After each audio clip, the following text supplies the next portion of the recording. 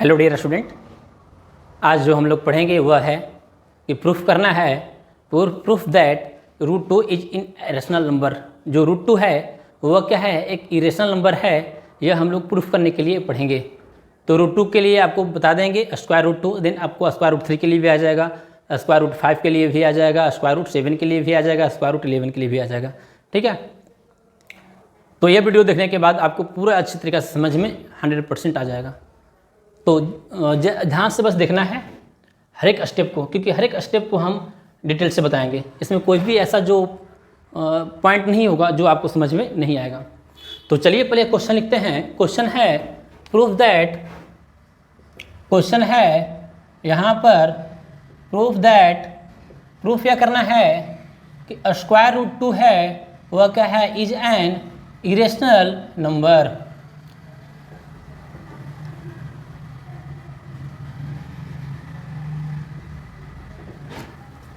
ठीक है, लिखिए क्या है, प्रूफ करना है कि root 2 is an irrational number. तो इरेशनल नंबर क्या है, ये तो पहले आप लोग पढ़ चुके हैं, क्लास 9th में भी पूरा डिटेल में पढ़ना था इरेशनल नंबर क्या होता है। तो चलिए हम लोग इसको रूट 2 को प्रूफ करते हैं कि एक इरेशनल नंबर है। तो सबसे पहले हम लोग क्या करेंगे, इसमें यह मानेंगे कि रूट 2 क्या है, इरेशनल नंबर नहीं है। ठीक है, क्या मानेंगे कि रूट 2 एक इरेशनल नंबर है। तो चलिए लिखते हैं कि रूट 2 क्या है, इसमें इरेशनल नंबर नहीं है। तो चलिए यहाँ सॉल्यूशन करते हैं, लिखते हैं if root 2 is not an irrational number. क्या माने, सबसे पहले प्रूफ करना है कि रूट इरेशनल नंबर है। तो हम मान लिए कि अगर ये मतलब है रूट 2 क्या है, इरेशनल नंबर नहीं है। तो कोई नंबर अगर इरेशनल नहीं है तो कौन सा नंबर होगा, फिर वो रेशनल होगा।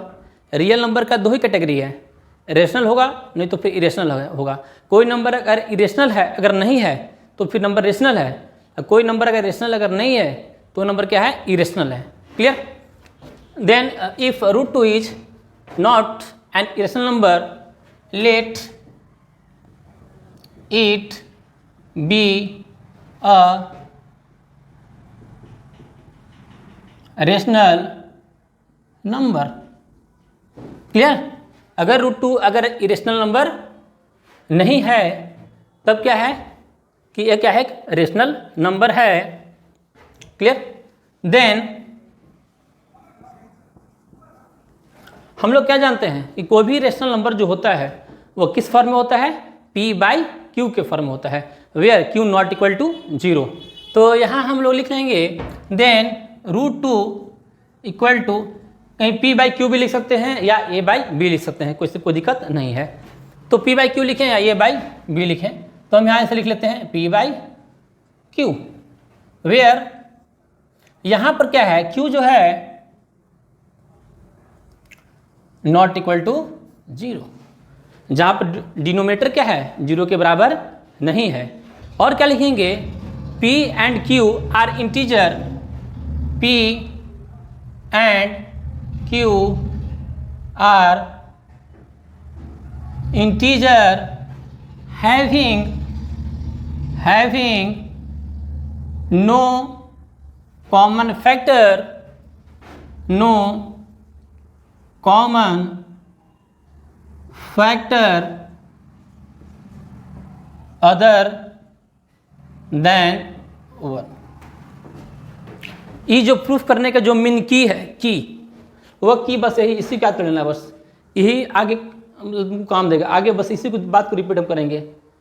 क्या है, रूट 2 क्या है, रूट 2 इक्वल टू P/Q। क्यों क्यों माने है, क्योंकि हम लोग यह माने क्या है कि रेशनल है, जिसमें Q not equal to 0 and P and Q are क्या है, इंटीजर है, having no common factor other than 1, यानी P और Q में कोई कॉमन फैक्टर नहीं है, ऐसा हम लोग माने यहाँ पर लिखे हैं। क्लियर। यानी बोल सकते हैं P एंड Q आर को प्राइम, यानी दोनों में कोई कॉमन फैक्टर 1 के अलावा कुछ भी नहीं है। ये जो पॉइंट है, इस पॉइंट को याद कर लीजिएगा कि यही पॉइंट आगे हम फिर रिपीट करेंगे। यहाँ तक क्लियर हो गया। चलिए, √2 = P/Q where Q not equal to 0 P and Q are integer having no common factor other than 1. Clear? तो इसको हम लोग यहाँ पर फर्स्ट मान लेंगे इक्वेशन, इसको फर्स्ट मान लेते हैं। क्लियर? अब इसी से चलते हैं फ्रॉम फर्स्ट से। तो यहाँ पर क्या है, √2 इक्वल टू क्या है, P/Q। तो हम लोग क्या करेंगे, जो फर्स्ट है ना उसी को क्या करेंगे, स्क्वायरिंग कर देंगे दोनों तरफ, स्क्वायरिंग द बोथ साइड। किसका करना है, फर्स्ट का, तो लिख लेते हैं इसको, स्क्वायरिंग बोथ साइड, किसको कर रहे हैं, फर्स्ट को। देन वी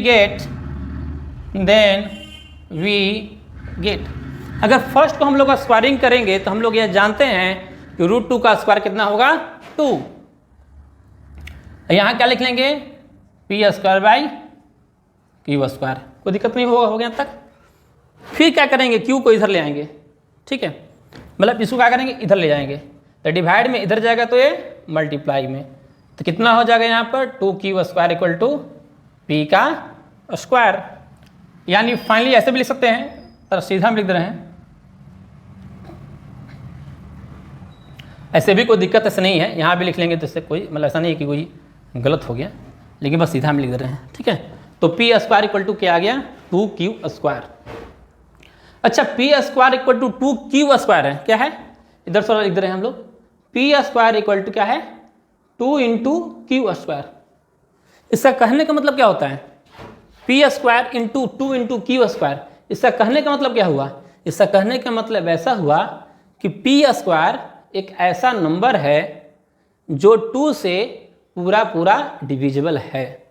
P² एक ऐसा नंबर है जो 2 से पूरा डिविजिबल है।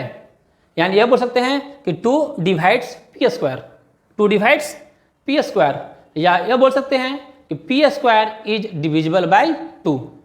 क्लियर? P² 2 से क्यों डिविजिबल है, क्यों, क्योंकि P² में P² जो इक्वल टू है, इसमें क्या है, P² में 2 का मल्टीपल है। इसलिए यहाँ से दिमाग रखना है, बहुत लोग ये समझ 2 किसको डिवाइड कर रहा है, 2 Q को डिवाइड नहीं कर रहा है, 2 Q² को डिवाइड नहीं कर रहा है, 2 किसको डिवाइड कर रहा है, P² को डिवाइड कर रहा है। क्लियर? देन हम लोग यहाँ पर लिख लेंगे यहाँ पर कि P² is divisible by 2। P² क्या है, P² इज डिविजिबल बाय 2, या लिख सकते हैं, या लिख लेंगे 2 डिवाइड्स P², कुछ भी लिख सकते हैं, ठीक है। तो यहाँ कंफ्यूजन नहीं होना चाहिए। तो पिछले लेक्चर में बताया था मैंने कि अगर 2 क्या है, यहाँ पर प्राइम नंबर है, ठीक है, तो 2 अगर डिवाइड कर रहा है P², 2 divides P², then 2 divides P। Clear? तो ये दिमाग में रखना है।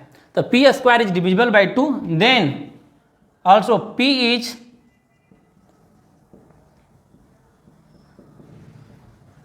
Divisible by 2। चलिए इसको यहां तक आप लिख लीजिए। इसको आप लोग लिखते हुए चलिएगा या पॉज करके लिख लीजिएगा, फिर थोड़ा सा आगे हम लिखते हैं। यहाँ से समझ में आ गया होगा कि P इज डिविजिबल बाय 2, यानी P में क्या है, 2 का फैक्टर है। क्लियर? चलिए अब यहाँ क्या करेंगे, हम लोग लेट करेंगे। यहाँ के बाद लेट P जो है P इक्वल टू मान लेंगे हम लोग 2m। क्या मानेंगे, late P equal to 2m। और जो P इक्वल टू 2m है, तब इसको ऐसा लिख सकते हैं क्या, दोनों तरफ स्क्वायर कर देंगे तो P² इक्वल टू 4m² कर सकते हैं। अब P² का वैल्यू कहाँ पुट करेंगे, इसमें पुट कर लेंगे, किसमें, सेकेंड में। क्लियर? तो चलिए इसको पुट कर लीजिए। तो सब्स्टिट्यूटिंग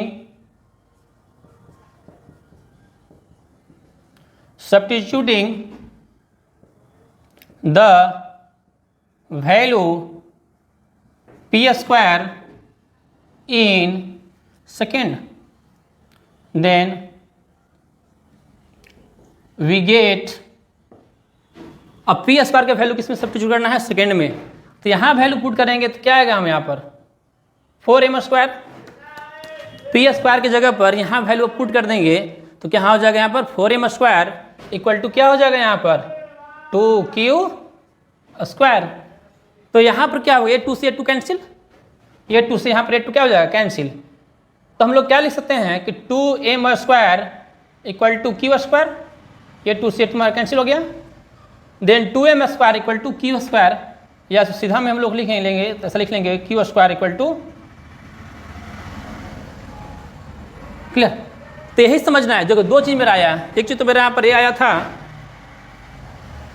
एक चीज़ जो यहाँ पर आया, दोनों को देखिए, दोनों में क्या था, यही था। यहाँ क्या बोला गया था कि P square is divisible by 2, जो पी स्क्वायर क्या है, P square is divisible by 2। यहाँ भी क्यू स्क्वायर इक्वल टू क्या आया 2 into M square. Then we say that Q square is divisible by 2। तो फिर यहाँ जैसे ए लिखे थे P square is divisible by 2, तो यहाँ पर फिर लिख लेंगे हम लोग Q square is divisible by 2। तो चलिए यहाँ जल्दी इसको फास्ट लिख लीजिए और ऊपर का हम इरेज कर लेते हैं।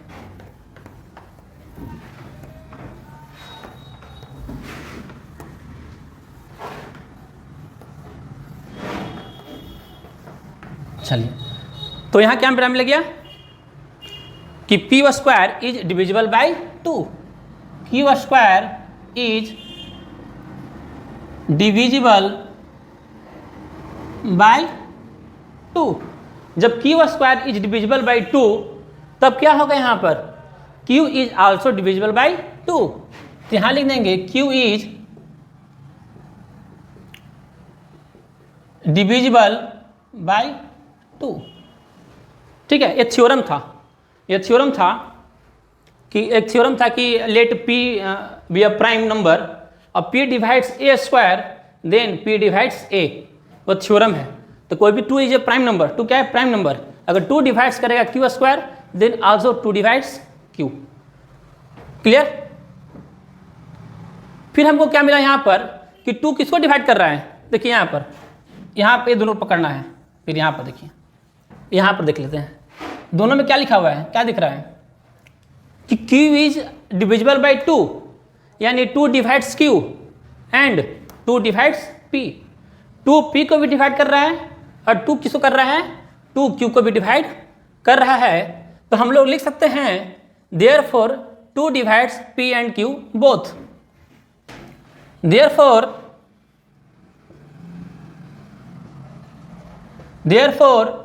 2 divides p and q both. तब क्या हो रहा है, 2 क्या कर रहा है डिवाइड, p और q को दोनों को डिवाइड कर रहा है, क्लियर। अब देखिए हमको ये यहाँ पर क्या आपको दिख रहा है यहाँ पर, हाँ यहाँ पर दिख रहा है कि 2 p को भी डिवाइड कर रहा है और q को भी डिवाइड कर रहा है। लेकिन आप लोग याद करिए जो शुरू में हम स्टार्टिंग में लिखवाए थे, स्टार्टिंग में वो लिखवाए थे square root 2 is p by q and p and q are integer having no common factor other than 1। इसलिए वहाँ पर अंडरलाइन करवा दिए थे कि वो दिमाग में रखना है। वहाँ ये लिखवाए थे कि p and q are integer having no common factor other than 1, दोनों के बीच में कोई कॉमन फैक्टर नहीं है। लेकिन यहाँ पर क्या है मेरा आया, अगर 2 p और q को दोनों को डिवाइड कर रहा है तो कहने का मतलब कि p और q में एक कॉमन जो फैक्टर आ गया वो कॉमन फैक्टर क्या आ गया आपका 2। लेकिन जब हम लोग वहाँ जब पढ़े थे तो वहाँ हम लोग क्या पढ़े, वहाँ हम लोग यह पढ़े कि दोनों में 1 के अलावा कोई कॉमन फैक्टर नहीं है। तो यही मेन क्या हुआ यहाँ पर, कंट्रेरी हो गया। तो यहाँ जो हम लोग माने थे, हम लोग यह माने थे कि दोनों में क्या था, 1 के अलावा कोई कॉमन फैक्टर नहीं था। तो ये मेरा क्या हुआ यहाँ पर कंट्राडिक्ट कर गया। तो चलिए हम लोग यहाँ पर लिख लेते हैं कि this contradicts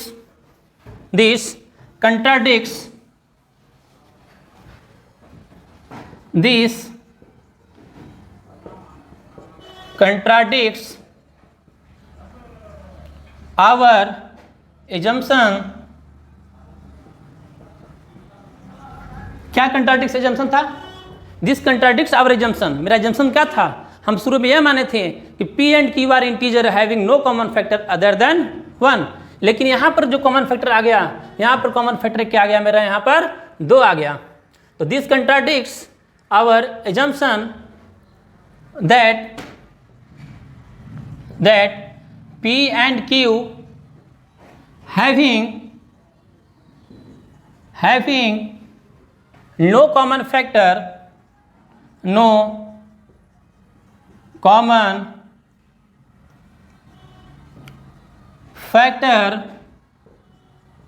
other than 1।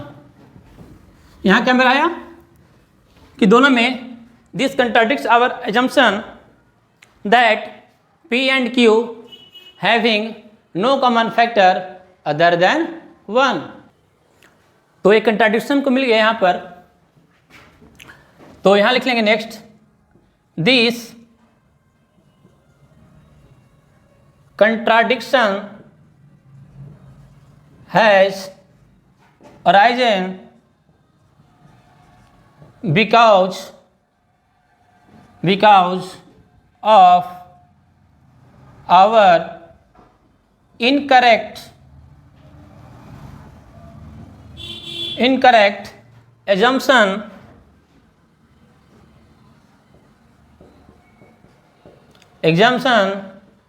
that √2 is, हमको कंट्राडिक्शन जो कंट्राडिक्ट किया गया वो कंट्राडिक्ट क्यों हुआ?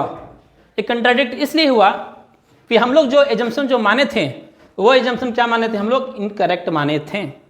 तो this contradiction has arisen because of our incorrect assumption that √2 is rational. तो फाइनल मेरा क्या हुआ? हेंस